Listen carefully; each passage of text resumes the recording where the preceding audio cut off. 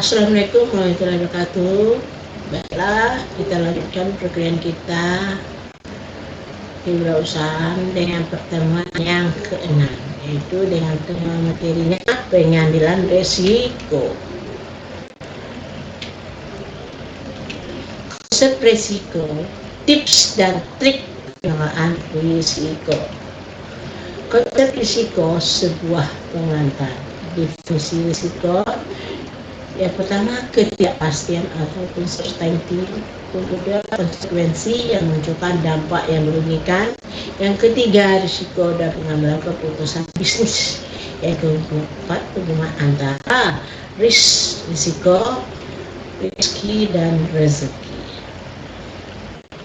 Yang kedua, motivasi mengambil risiko. Yang pertama, menginginkan pengambilan yang sepadan, betul, atau mengkalkulasikan risiko kepepet, tidak mampu mengkalkulasikan risiko atau tidak tahu risiko yang dihadapi.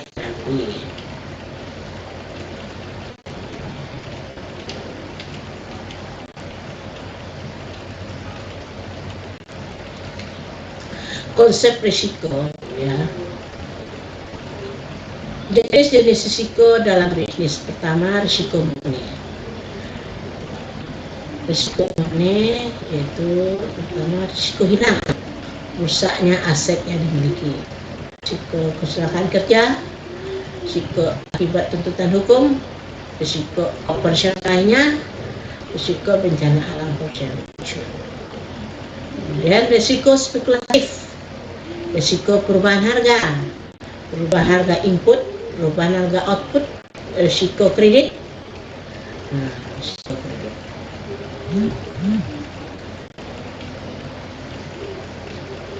Kita lihat bentuk-bentuk kerugian akibat risiko.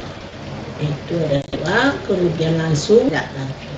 Kerugian langsung, nominal yang harus ditanggung akibat dampak langsung risiko yang terjadi. Kerugian tidak langsung, kemungkinan sales atau profit yang gagal diterima, munculnya biaya operasional tambahan, kesempatan investasi yang hilang, dan kerugian lainnya.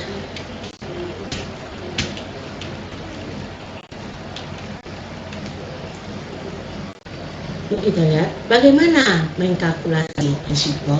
Jadi bagaimana cara mengkalkulasi risiko. Tentukan seberapa seiring risiko tersebut terjadi.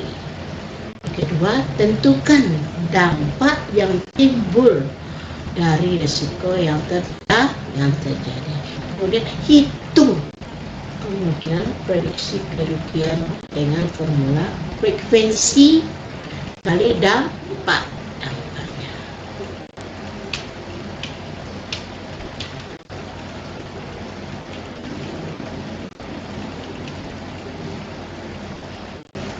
Contoh mengkalkulasikan risiko.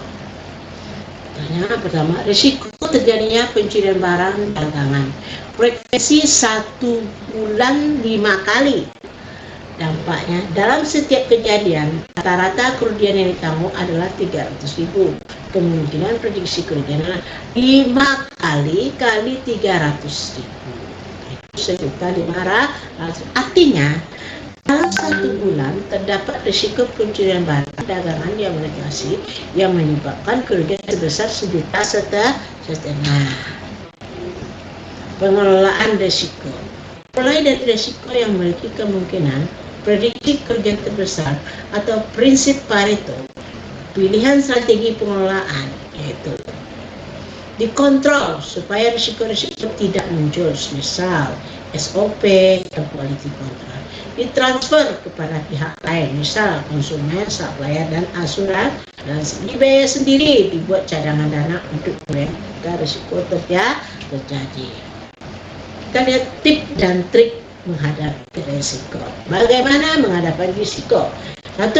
Perlu dipahami bahwa risiko tidak untuk menjadi penghambat untuk Nah itu risiko harus diambil sebagai konsekuensi meninggal sesuatu yang lebih baik atau keberhasilan. Identifikasi risiko apa yang berpotensi muncul dalam bisnis. Identifikasi seberapa seiring risiko tersebut muncul. Identifikasi seberapa besar dampak risiko yang muncul. Siapkan langkah-langkah mitigasi risiko hanya pada risiko yang dominan atau prioritaskan. Itulah jadi kesimpulannya, setiap apa yang kita lakukan untuk melakukan tindakan dalam melakukan suatu usaha, semuanya itu penuh risiko.